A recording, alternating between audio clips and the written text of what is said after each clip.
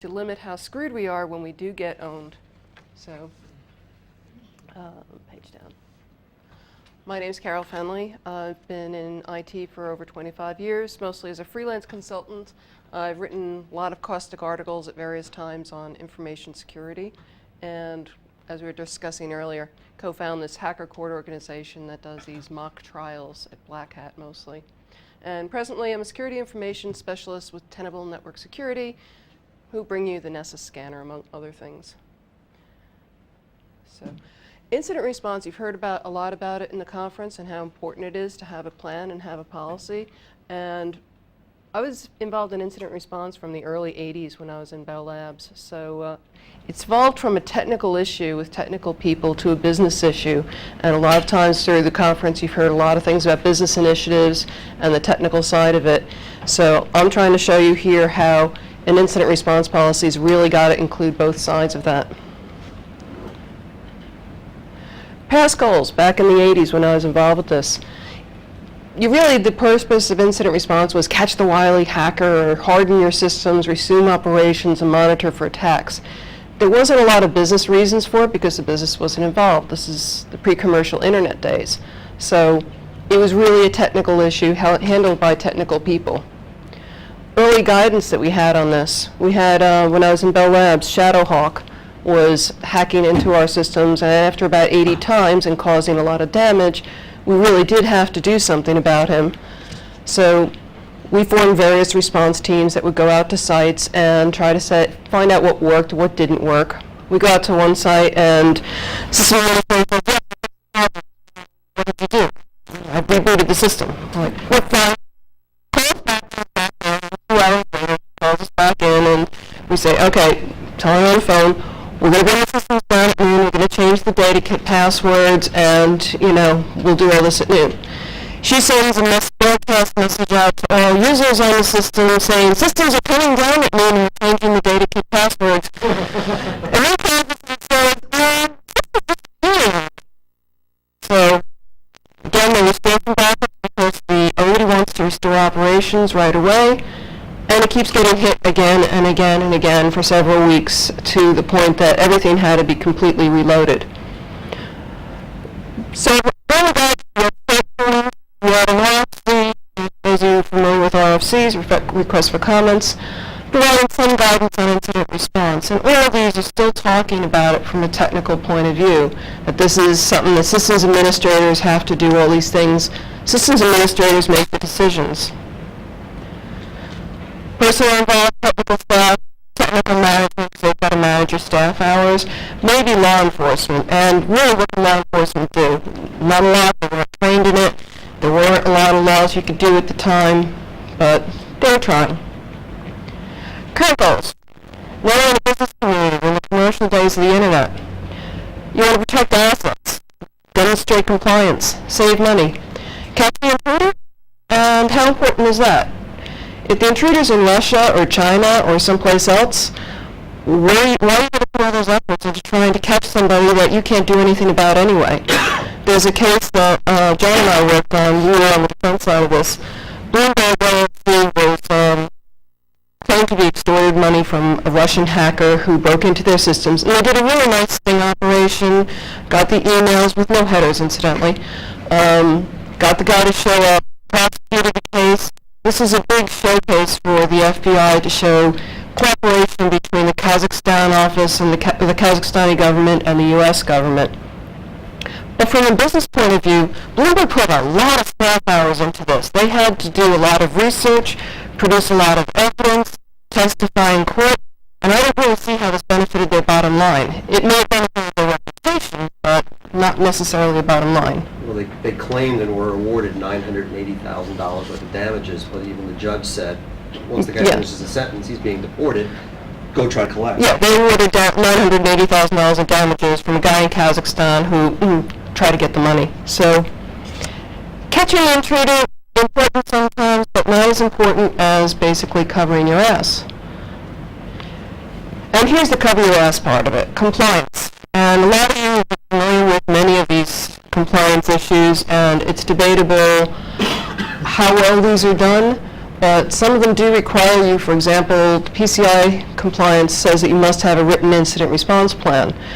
And I've had clients ask me, come in, write me an incident response plan, and I look at their infrastructure and say, I can write the plan, but you have nothing in place to support it. So what good is your plan going to be? It's okay, we need that checkbox, we need to be compliant. So that brings into Mike. Mike Rockman did a really good talk on how compliance can get you killed. So, but it's there and you need it. A few people are talking about data loss in this conference. And Attrition.org does a really great job in getting all the public information about data loss, putting it into a database so that you can search it. And this site, I should have mentioned up front, I've got resource section at the back, so don't worry about writing down links or anything. This site is great because you can search it and give it various criteria and look up all the data loss statistics. So if you want to show your management companies that have had things, you've got the 94 million records lost from TJ Maxx and various other information here. You can bring up different graphs, and this is a great tool. I was looking at this originally, and I was going to try to come up with some nice scary numbers. Another organization called Postmortem came up with this figure of each data loss record is worth $197 per record, sorry. $197 per record. But that, if you look at the TJ Maxx one, the math doesn't add up. It's 1.8 billion, so I think there's something wrong with their statistics. They only surveyed 35 companies. Does that take into account aggregation of credit information? So it's hard to really get numbers associated with this, but it's still significant to show that there are things involved with it. But from a business point of view, you want to protect your investment, limit your revenue loss, comply with regulations, protect your stock value, protect your liability, and retain consumer confidence. Having this up on a public site doesn't exactly inspire consumer confidence. SANS and NIST have various guides out there, and I've got a resource for the NIST guide that just came out. It's 147 pages in search of an editor. But it really boils down to these main areas. So if you're going to write yourself an incident response plan, these are going to be your headers. These are the sections that you're dealing with. But you have to be, this has to be a partnership with the business units and the technology units. You need the people, process, and technologies in place to support all of this. Preparation. Most of the incident response plan is going to be in the preparation area. You're going to see that most of my slides are going to be talking about preparation. Reason being, you don't have time during an incident to sit there and download a Nessus scanner to find out what vulnerabilities you have and figure out how to use it meanwhile. You don't have time to do all these things, so you have to have a lot of these pieces in place before you start. For informing your C-suite, develop policies and procedures, assess technology needs, business analysis, and develop your security awareness program, and test the plan, which is really important. CISO organizational roles. It used to be that only one of just technology people involved in incident response is a technical issue. The really important person to have involved here is the executive sponsor. You need somebody from the CEO office level who is going to mandate that this is what we're doing and we're blessing this and we're telling you you have to do this. Give the technology people some power to actually do things. Give the business people a reason for why they have to spend some time doing some work, and they have work to do. You need to involve the IT director. You need a CISO coordinator. This is going to be the person that's going to run point on your incident response, coordinate all the response, gather the information, and we'll run things later.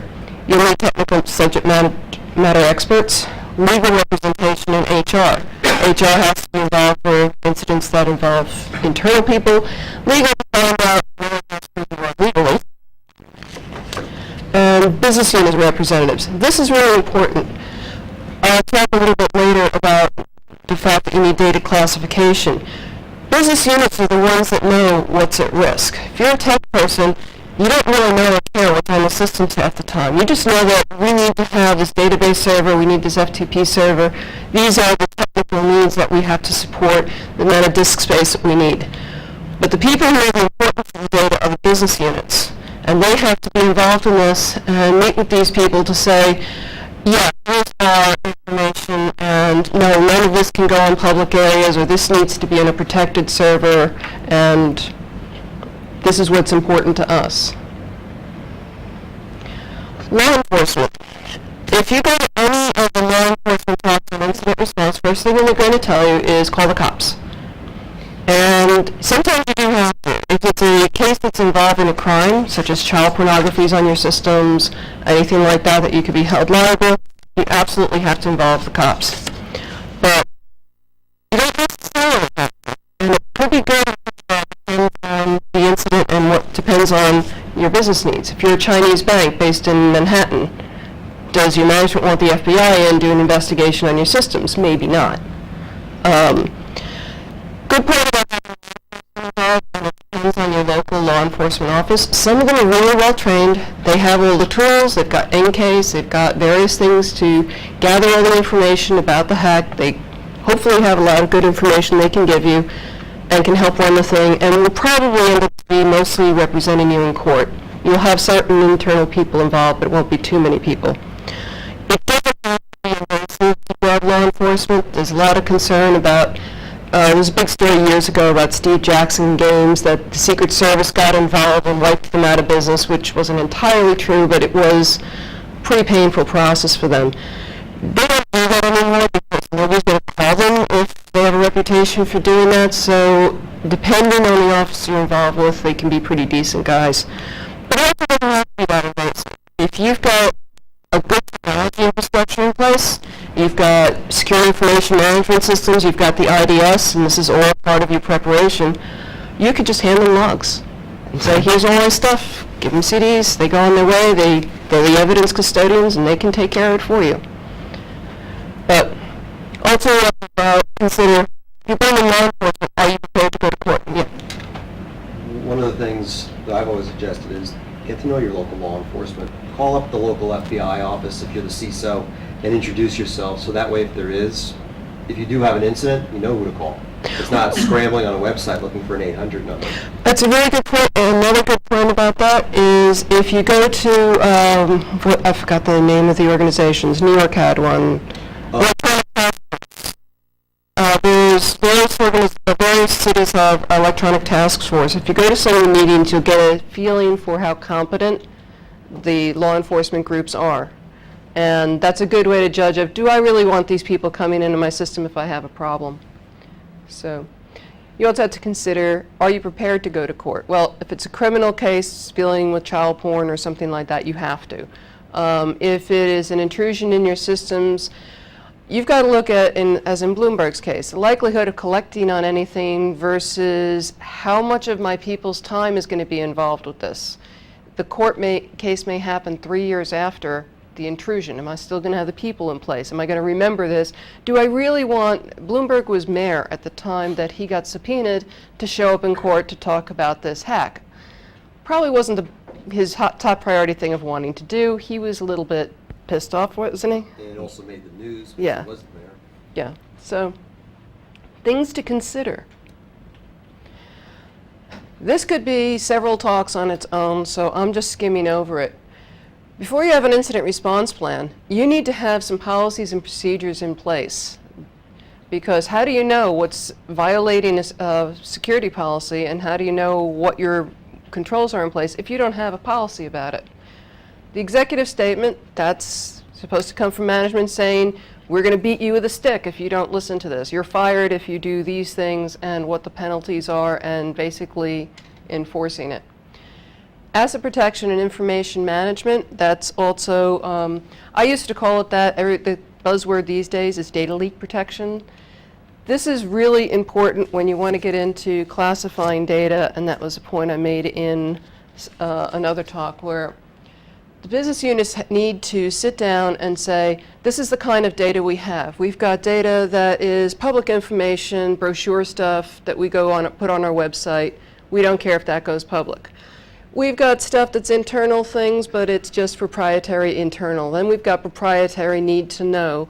And then we've got, completely classified. And you have other classifications such as patient healthcare information, credit card information. They need to identify what all this is so that they can sit down with the IT people and say, okay, when you're doing your architecture, any data that's labeled this way needs to be protected, because you shouldn't be protecting your publicly available information with the same mechanisms as personal information about your users or financial information. It's a different amount of controls. So that's important to help the systems administrators and network administrators understand how they can design their network. And part of my rant and what really pisses me off is that people blame a lot of these hacks on, oh, well, systems administration didn't keep up with patches. Well, you didn't tell me that you were putting social security numbers on this FTP server in the DMZ zone. I thought you were just putting brochures out there, you know. You can also view as you can tie it into your service level agreements between the business units and the IT department as just, it's another level of services that you're providing to protect this, to access this data. Yep. Acceptable use policy, most of you know this is what deals with your users. It should also have a section on acceptable use for people with third-party access. And basically you write contracts, you have to tell them what they're responsible for.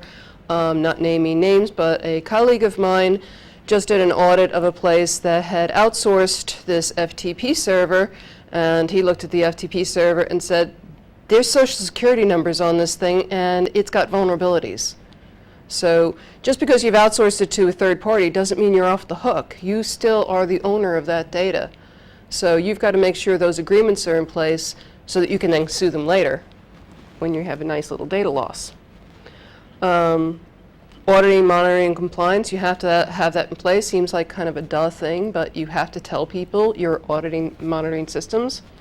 You also need to have a disaster recovery plan.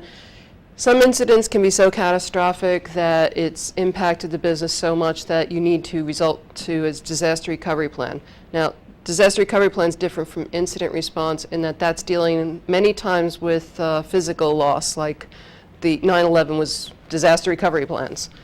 So you need to cover incidents that might have big catastrophic effect on your business.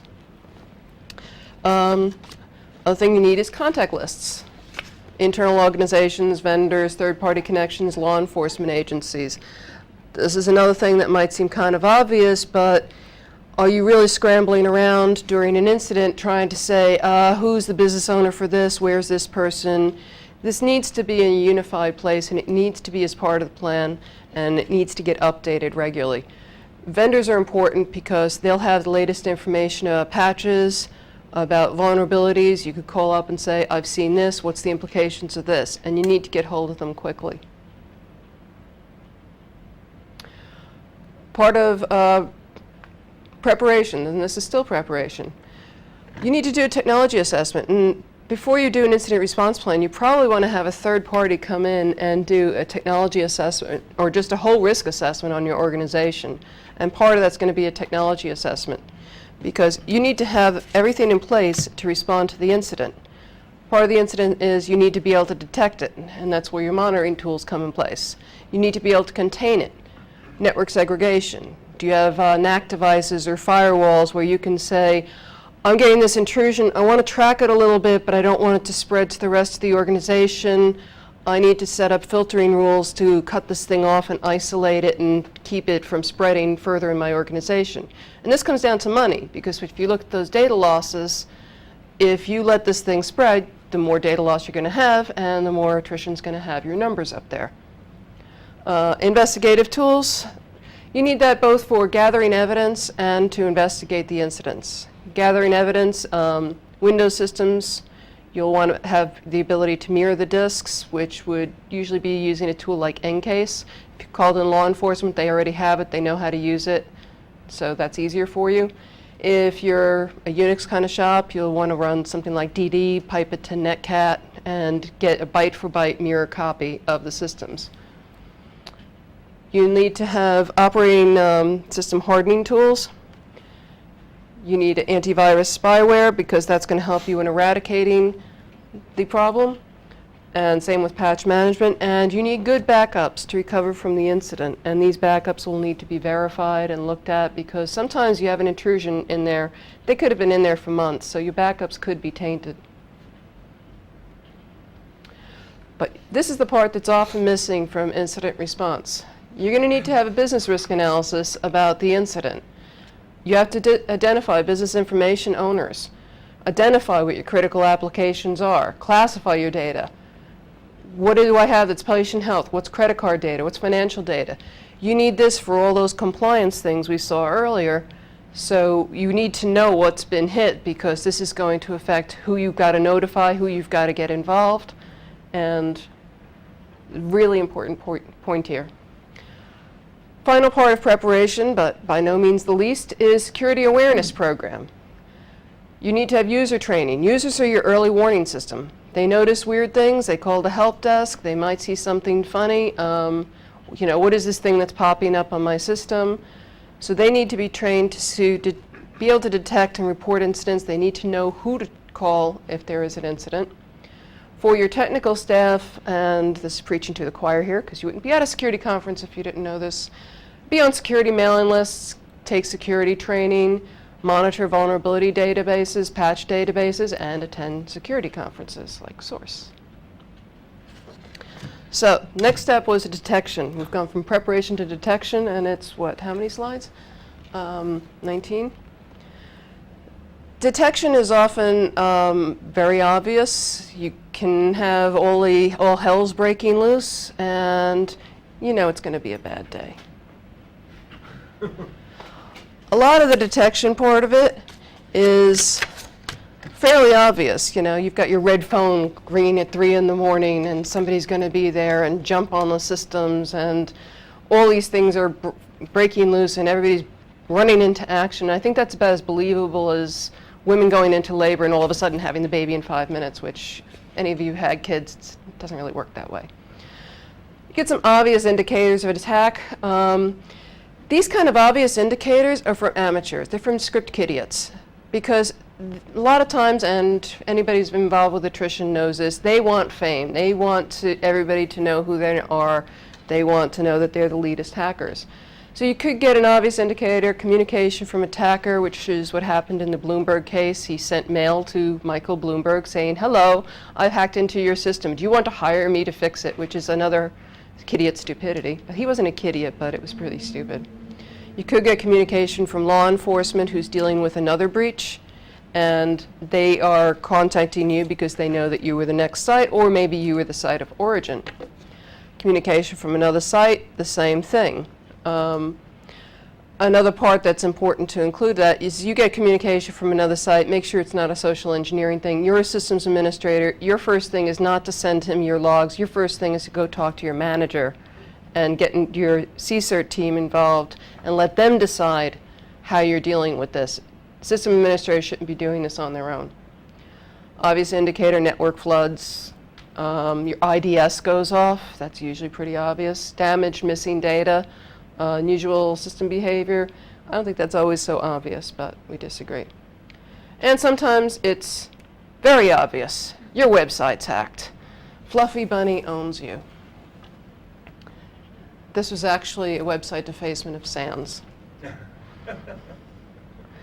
Wasn't a good day for Sands. The real criminal is going to be a lot more subtle. Any kind of good criminal isn't going to, won't want to be detected, especially if you're talking about business risks and the dates of corporate espionage. And any of you who went to Jim Atkinson's really, really scary talk know that anybody who's any good wants to hide their tracks and be very, very careful about what they're doing. In fact, some of them, no, he's not in this room, will even patch systems to make them work better so the systems administrator doesn't get hacked by some idiot while he's going through getting the systems. And there are people who have done that. So you're looking for resource drains, unexplained services running on the systems, program changes, unexplained reboots, log files inconsistent, file permission changes, help desk complaints, anything that's pretty much unusual. One of the most famous cases of an incident response was Cliff Stoll back in, I forget the year, 75-cent accounting error. His cuckoo's egg was based on this. He wasn't tracking down a hacker or intruder. He was just wondering, why do I have a 75-cent accounting error? And it got traced to a hacking group out in Germany. It turned out to be something. So to really be aware of the subtle indications on your systems, you have to first know your systems. You have to have them mapped out and have baseline in place of monitoring tools for your system to know what's normal and what's not normal. Follow up on what's not normal. It may be nothing, but it might be something. So now you'd have an incident. You've identified that you have an incident. You need to evaluate the technical impact. Now this is what all your tech guys are going to be focused on. This is probably not a comprehensive list, but this is just an example of some things I've dealt with. Penetration attempt, you want to know, is it in progress? What's the source of the attack? What systems are involved? Are there applications involved? And you can come up with this and come up with your own metrics to rate this and say, scale of 1 to 5. I didn't bother giving you one here because I've seen sites all do it differently. So come up with what's important to you and come up with a rating for each of these, and then you can add up those ratings and have a number for, this is the metric we're giving for the technical impact of this attack. As part of the technical impact, they have to identify who from the business units need to get involved, because they're looking at what applications are involved, if it's a data loss, policy violation, because that's going to be HR, criminal activity, they'll know, okay, we now have to inform legal. And I've seen places with lots of questionnaire forms, which I wasn't going to bore you with here. But these are the basic things. So now they've decided, here's the business people that have to get involved. And the business part of the CSIRT team has to look at this and determine, is this high impact, medium impact, low impact? And again, come up with their metrics for a rating on this so that we can determine how important is this. So an FTP attack or an FTP server goes out. Well, it's only had, some brochure stuff and things nobody cares about, and it was just public information. So it might be, from a technical point of view, an important hack, but from a business point of view, we don't really care. Or it could be, technically, one little PC had a virus on it and had a keystroke logger on it, but it's just one PC in the organization. The business guys could look at it and say, yeah, but that PC had all the client data and credit card databases for 90 million users, and yeah, it's kind of important. So it's all evaluation, and you can't have one side do it alone. They have to do it together. So basic intrusion response attacks. I'm doing good on time. Okay. First thing is you got to document everything, and that means everything. Just keep a little notebook, and I advise you to make it a fresh notebook. John and I have debated this, but it could be that your notebook could get subpoenaed, so you don't want it to have all of your little scribbles and notes and personal jokes that you're writing in board meetings in it. So you might want to grab a fresh notebook to make sure that, yeah, this is what I can give you and look at. It's important when you do your documentation to write down full names of people involved. If you just write initials, 3 years later, if you're using that to refresh your memory in court, do you remember who ND was? You need to know who that was. You need to be able to notify the appropriate contacts, protect your systems, and limit data loss, gather volatile information. Now, I referred to before that person who rebooted the systems before we came on site. We couldn't really do anything, because all the information about that attack was gone. We didn't have the IP addresses, we didn't have the processes involved, we couldn't find where the back door was because it was now not running. So, and this is also one of those trade-offs in your business response of, do you have time to gather volatile information? If you are at risk for losing all that data, if there's a huge amount of data on that system, you might just decide, disconnect the system. We don't care. We just don't want to have that data loss. And this is part of why you have to make this a business decision.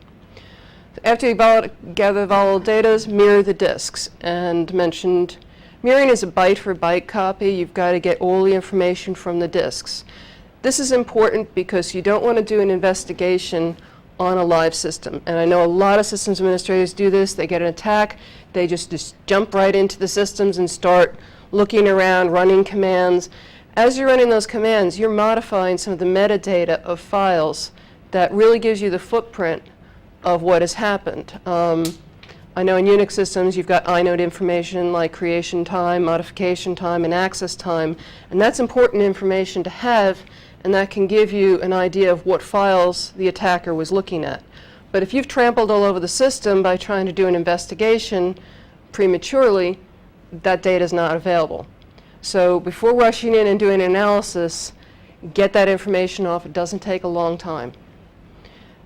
Create that evidence. Actually, what you want to do after you mirror the disk is make a copy of that mirror. I should have put that step here.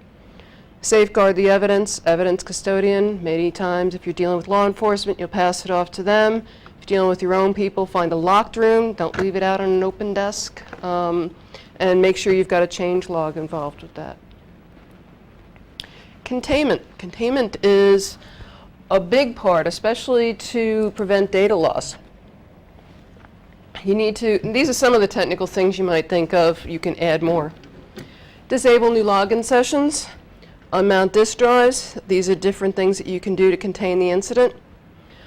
Check for dead man switches. Before you reboot the system, there are some people will put in what's called a dead man switch that if they see the indication of a reboot or shutdown or anything that's going after them, they have a program in place that's going to wipe out the system, wipe out the data, and you've lost everything. So you need to look for that.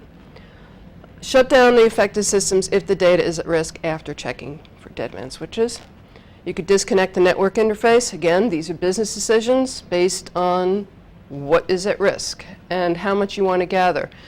If any of you are familiar with the book Firewalls and Internet Security by Cheswick and Belvin, he's got a great chapter in there on catching the wily hacker.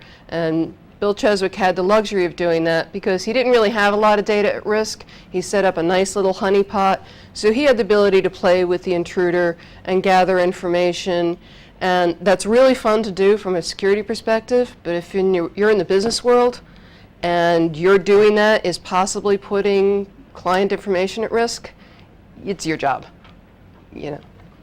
So you can disconnect the network interface, modify firewall and router filtering rules. You might not have to shut down your entire network, but you certainly want to segregate it off so that the intrusion can't go further. Disable compromised services. You can move the devices to a containment VLAN so you can keep everything up, but it's in this nice little sandbox where it's not going to affect the rest of your network. And these are all technical things that you can do, but these are technical things based on business input, and that business input's important. You can also modify DNS records, point to a different IP address, so you've got your backup site that hopefully you've checked, found maybe the vulnerabilities and fixed them while you're looking at everything else. I talked about this before. Collecting volatile data, processes, memory, network connections, open file descriptors. This stuff goes away once you reboot. So you want to try to get all this information while it's still fresh and while it's there. When you're mirroring disks, you can actually have a write block on the source disk to make sure you don't accidentally write on the source disk, and that's pretty important to do too. You want to make sure that people can't turn around and say this disk was compromised. One important note to make, I know a lot of technical people, we do hacker court at Black Hat, who say in one of our cases we had a laptop rebooted and he said, oh, well that wouldn't be admissible. Admissible evidence in court is whatever the judge decides can get admitted. And in the Bloomberg case, John showed that in Kazakhstan, the FBI guys rebooted the system. The Kazakhstan version of the FBI rebooted systems, modified files that were evidence files, and it was admitted anyway. There was no there was no email headers. So all the things that us in the ivory tower say, oh no, if you don't have this, it's not going to be admissible. Doesn't matter. It depends on what the judge thinks. And most of the time, the judge doesn't know technology. And I can't speak for state courts, but I know in the federal rules of evidence, you have to show that the evidence is just so worthless as to have it thrown out. As long as you have a process that in place before an incident and you follow that process, you're going to get that evidence admitted, even if it's not perfect. It is going to go in. It'll be weighted less, but it's going in. Okay, where am I? Evidence protection. This is also important because you get to a court case, and Jesse Kornblum, who's a really good friend of mine, was a captain of the Air Force Office of Special Investigations at one point, and he said most of the cases, this is where it's going to bite you. If that evidence can be shown, it doesn't matter how well you've gathered it, if it could be shown that it could have been compromised anywhere along the way, you can challenge it. It's, again, up to the judge, and it's up to the jury to decide what they believe. In the Bloomberg case, even though we showed all of this, the fact of the matter is there's the practical aspect of it too. The defendant showed up at the meet to kind of confirm the email he sent, so that sort of screwed him right there. So, need to make sure it's locked in a safe place, signed in and out each time, and the chain of custody has to stay with the evidence. If you've involved law enforcement, they're doing this, but until you've involved law enforcement, you know, take that disk, wrap it in a static bag, put it in a locked desk that you know who has access to it, and you've at least shown a due diligence in protecting the evidence. Just don't leave it out in a cube form on your desk overnight, because then somebody can say things. Yes, Jim? A good rule of thumb is always make 3 copies. Yes. The original, the one for the law enforcement, the one you give to corporate counsel to lock up when the FBI loses theirs. Yeah, actually, I'd also say a 4th one, and the 4th one will be the one that you're going to use. Actually, I'd go 5. I'd do a 4th one that's going to be your on-site master, and a 5th one that's you're going to do your analysis on, but you can go back to the on-site master if you're not sure if you've screwed up your, you know, one that you're doing the analysis on. And get copies out of your control into a third party's control, like law enforcement or corporate counsel. Mm-hmm.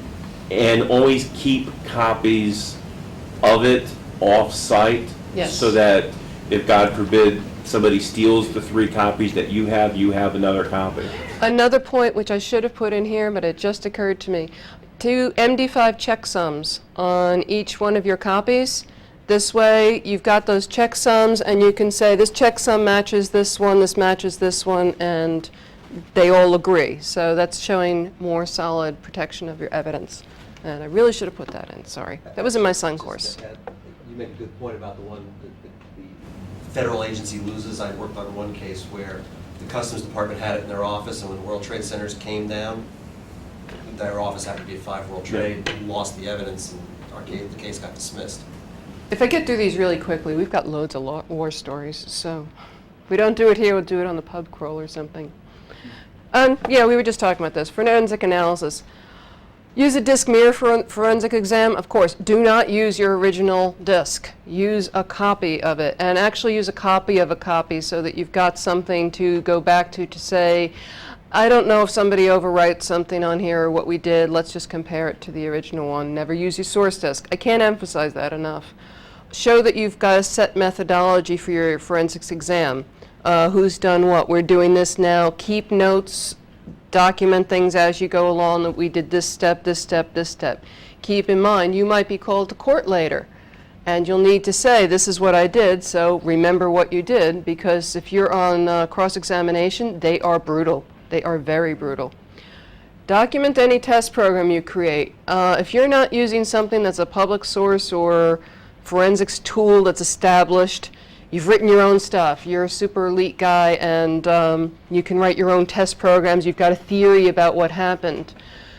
If you get to court and you're saying you use this program, you've now crossed the line from factual witness to expert witness. And the important part about that is factual witness, we don't care how dumb you are. You just are testifying as to facts. We do care how drunk you were, but we're caring about your facts. If you go over to expert witness, I can start challenging you on, well, what did you mean soft eyes? Didn't you mean black eyes? Don't you know what programs you're using? Which John did to some poor guy. And you can start hitting them on that. And if they can't answer all these questions, they look really stupid. And it's like, well, you know, what kind of test did he do? He doesn't even know the technology he's using. So you have to be careful about that. And what I'd say about being prepared to be on court, it is not a very comfortable environment. Being on the cross-examination is why I don't testify in court. I actually do research for the lawyers. I find them things and say, no, I don't want to be on the stand. We'll let John do that. So, and he has. And he did a very good job, too. Restoring operations. The order of this is really controversial about restoring operations. There are places that want to restore operations quickly. You're going to see that as the business driver, that poor site in Bell Labs that I dealt with. I actually felt sorry for the system administrator because she had the users from hell who wanted the systems back, didn't really know what happened, and they kept getting hammered over and over and over again. There's a case, and I don't have all the details here, TerraGrid got hit, and they restored operations, and they kept getting hit again and again for weeks because they didn't fully understand the extent of the intrusion. And as Jim pointed out, you've got the guys who are giving you the obvious one, the red herring. Here is obviously the person got in this way. And then there's all of the subtle things, and not to mention the back doors that could be all over the system. So once they're in, you've got to figure they got everything. And you've got to look at every system you have with trust relationships. Part of restoring is you need to isolate your target system from the rest of the network. You need to ensure the integrity of installation media. Is it a backup tape? Maybe you want the original. Make sure you got the MD5 checksums from the vendor.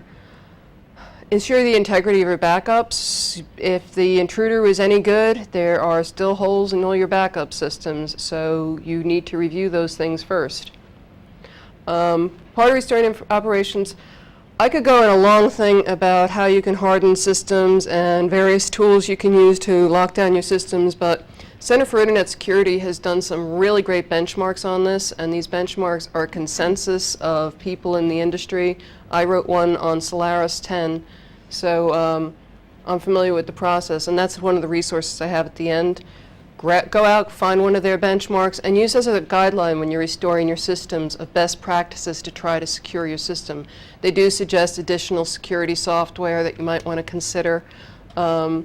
You could also consider, and I'm not saying this because I'm with a vendor, but there are vendor packages you could look at independently. You may want to have a third party come in and look at it, make some recommendations, take it with a grain of salt and look at a few different people. What works in one organization may not work in another. Changing all passwords and keys. Most people get the passwords part of it, but if you've got a certificate authority on the network, figure that's compromised. Figure almost anything on the network is compromised, so you're going to have to reissue all certificates and SSH keys and all that sort of stuff. So you're going back online. Monitor for repeat attacks is one of these sort of dull slides, but pretty important. The attack vector may be the same attacker, it might be a copycat. When I did the Sun course, Jericho from Attrition worked with me on that, and he said he used to have what he called mirror monitors. People who monitored Attrition's web defacement mirror saw an attack, and then all the copycats would want to jump on board and go after the same site. Or there could be news articles about it, and there's nothing some hackers like better, and I don't use hackers in a bad way, just whatever. Nothing they like better is to prove that you don't know anything about security and you've screwed it up and you came online too quickly, so they will attack you. Consider installing additional monitoring tools. If you've been hit and hit really bad, chances are the monitoring tools you had in place weren't effective. One thing I failed to mention earlier is, as part of your third-party contracts, it's important to have an agreement in place in where you can place sniffers, because you can have a sniffer on your network, but you're not allowed to sniff outside of your network or on the public area or a third party. If you've got an agreement in place with the third parties, you can agree ahead of time that if we have an intrusion, we will just set up this sniffer before having to get management involved and do all of this stuff, so we can try to track down the source of the attack.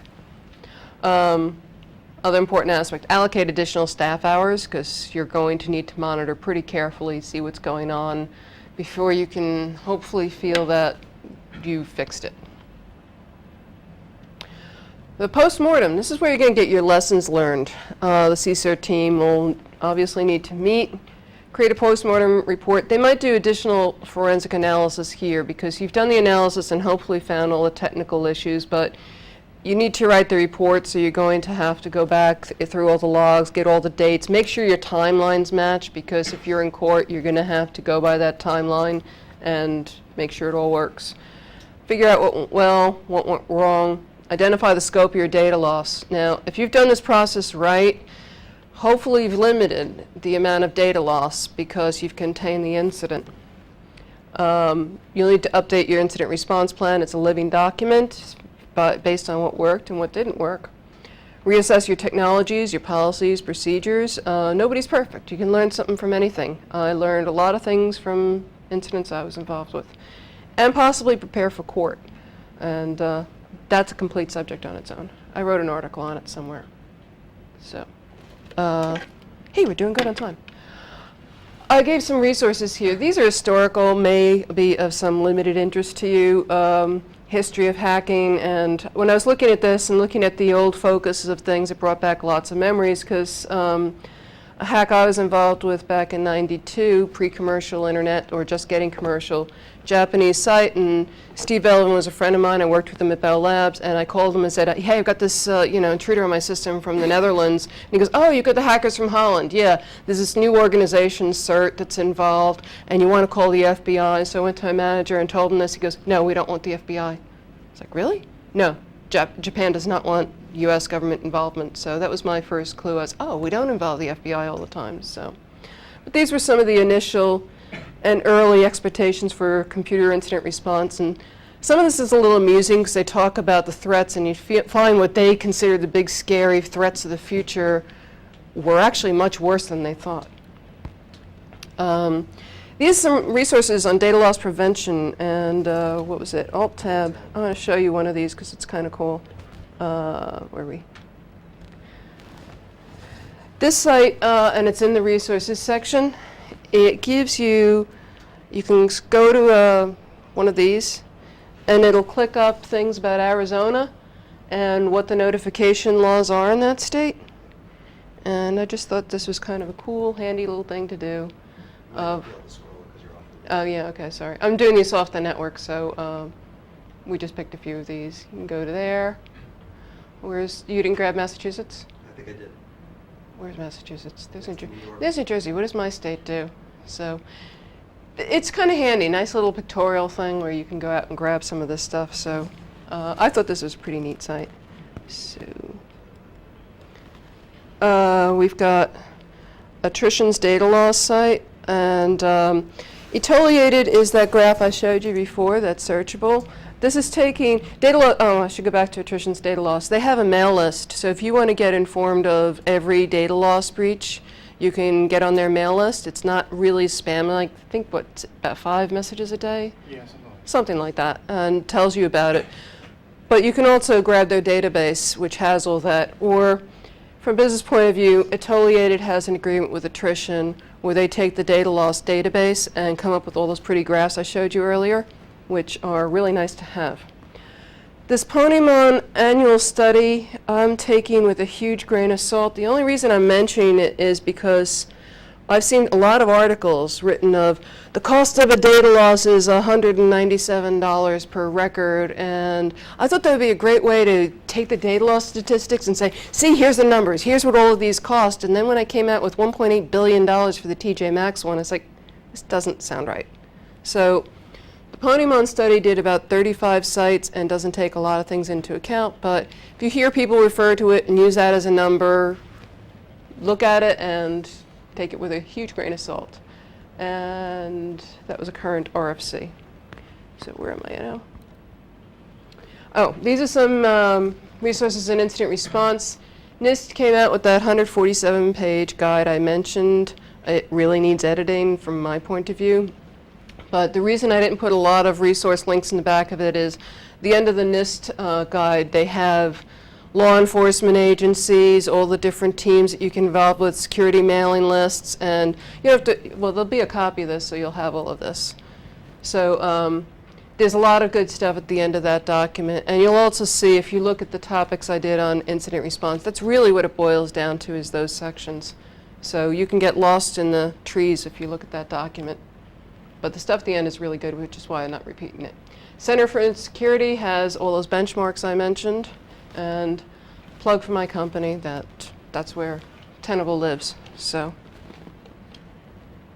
in summary, this is your basic things. This is, if you go through the NIST guide, one thing was, I think SANS also has guides out there, and one of SANS things says that you need a jump bag with a, what was it, change of shirt and antacids, and I looked at that.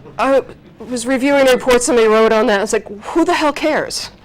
Your manager doesn't care what you smell like, and get this out of here. It doesn't belong.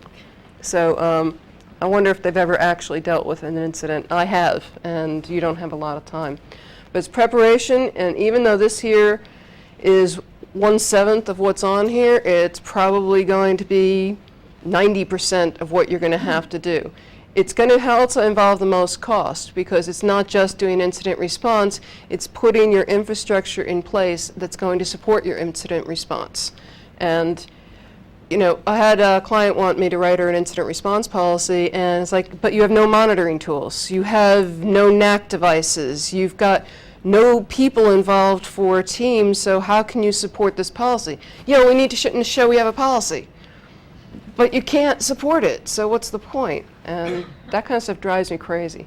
But preparation is also where you're going to get your biggest return on investment, because if you do it right, you can limit your losses by containing the incident and by identifying the extent of your data loss. If you've had an incident, you have no idea, you've got nothing in place that's monitoring your system, you might have to assume that all your customer data records are gone, which is going to give you a nice big number on attrition. If you can positively identify, because you've got a good security information management system, only these systems and records were affected, and I can prove this by these logs. That's going to limit your loss, it's going to limit your liability. So this is where you can show that we'll save money by implementing a security program. Detection, containment, evidence collection, all of those happen very, very quickly. They should happen very, very quickly. You don't want to be downloading tools while you're in the middle of responding to an incident and figuring out how to use them. You need to have tools already in place, a staff that knows how to use them, that has practiced how to use them, practice how to mirror a disk, practice how to, scan your systems for vulnerabilities. I'm doing presently testing with our new version of Nessus that came out this week, so I can do Nessus in my sleep. But for somebody new to it, might have some ramp-up time. So you want to get familiar with the tools that you're going to use for that. Investigation, same thing. You need the tools for it, but you also need the background and you need the training. And that's part of your awareness program. Eradication and recovery is a lot of patch management kind of things. And post-mortem, you need to have that organization in place. So, questions? I'm actually good on time. Questions or comments? I have a question. Sure. Suppose you were to have a vendor on a separate VLAN within your network. Do you have to have some form of documentation letting them know that at any time you can scan that VLAN if you think that there's a breach? That brings up a point that John made about a service level agreement with a third-party vendor. And the point was, if you've got a vendor on your network that has their own little subnetwork, do you have to tell them that you've got the ability to scan their network? And that's why you have to have a third-party agreement with them about scanning. Depending how you work that out, either they can scan their own network and show you the results. If they've got your data, I think you have a right to know how secure that data is. So that's where you get into third-party agreement, and that's getting both business and technology people involved in it. Yes? I heard you mention careful placement of sniffers and traffic Yes. analysis. I also heard you mention just now having agreements with folks, and then again contacting your local foreign law enforcement agencies that you deal with. One thing I didn't hear you mention was understanding or having a geopolitical strategy for dealing with foreign governments, understanding their privacy laws and their technology policies, and being able to manage a relationship where you may have intentionally or accidentally logged traffic that violates international law, or that can cause a problem in a case that extends across a large geographic area. And I think that there are folks who are probably interested in knowing the procedures for building relationships with those folks. For instance, working with Germany. Yeah, the point is about working with international organizations and people you have contacts with and knowing the laws in those different countries. Germany has its privacy laws, and if you're a US-based company and you've got partnerships in other countries, you have to be aware of those laws in other countries. And when I did my 5-day course for Sun, I covered that in detail, but I was trying to do 40 minutes here. But it is a really good point to make. And you should have an entire policy on sniffing and what is allowed and what's not allowed. I think at one point there was a SANS paper that said if the FBI contacts you, you're now an agent of the FBI, and no, you're not. The FBI cannot direct you to set up sniffing systems. You can only sniff inside your network space that you own. Yes, Jim? Unless you're a telco. They actually, yeah, unless you're, I was gonna say, unless you're a telco. Yeah. Or they'll just let themselves in and hook it up themselves. Yeah. Well, In addition to that, knowing the boundaries when folks from foreign countries or entities enter your country and make use of your network resources. One of the more interesting things that I had exposure to during instances here was, again, we'll rag on Germany just because they kind of invite themselves, but when our folks travel to your country, our laws extend as they travel to different locations. So if they commit a crime or if they violate some user agreement or violate some technology law in your country, we have the right to extend protection to that individual. And if you're monitoring that individual while they're in the confines of your country, we'll have issue with if you take action against them, which is, it brings up a lot of interesting questions. That's why I brushed over it really quickly, but as part of the CSIRT team, Computer Incident Response Team, I said have legal involved and have the business units, because the system administrator, it's not their job to know that. But they might say, yeah, I can throw the sniffer out there, but somebody else has to say, no, no, no, there's laws against that, and you can't put it here, and you can't put it there. And that's why it has to be a cooperation between the business and the technology people, because business people are supposed to know this stuff and keep on top of it. And you guys need to talk and make sure it all works. The other thing that'll help you is an acceptable use if you have in there that using those resources are subject to monitoring and you agree to it. It's taking some of the onus off of you because you've done your due diligence in the notification so that you're not possibly violating wiretap laws within the United States or some other country. There's a point I was going to bring up and I can't remember what it was. I hate when that happens. Anybody have any other points? I know it's kind of hitting you with a lot of stuff in a very short amount of time. So, yes? Do you have handouts or? I don't have handouts. I was presuming that they're going to put these presentations online. They were really vague about that. Okay, that's why I gave you my email Okay. address. Very good. I should actually, can I add to this stuff? What do you want to do? Put another alternative email address in case this one doesn't. Skip out of the presentation to do it. Which email? Just do my Gmail address. After the conference, they're going to put the presentations on the website, Okay. so it won't be a problem. Yeah. I asked them, and they were really vague about it. Okay. Well, To be honest, I check my private email address, the second one, more frequently than my work one because I have to go through so many things to get to my work one that, someone was talking about that. yeah. Well, you know, when you're a product vendor and you've got things like my work laptop, I wouldn't even connect to a network here because I just realized all my working directories have stuff that's not released yet, so I really don't want to use that here. So, I hope I covered some things that you needed, and thank you all for coming. Appreciate it.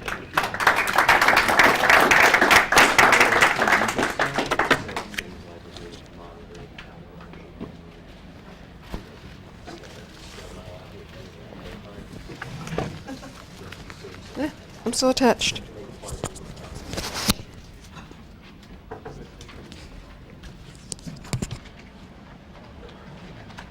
Beautifully. Yeah, you were great. I was all of a sudden thinking of things like, oh shit, MD5 checksums. I didn't say MD5 checksums.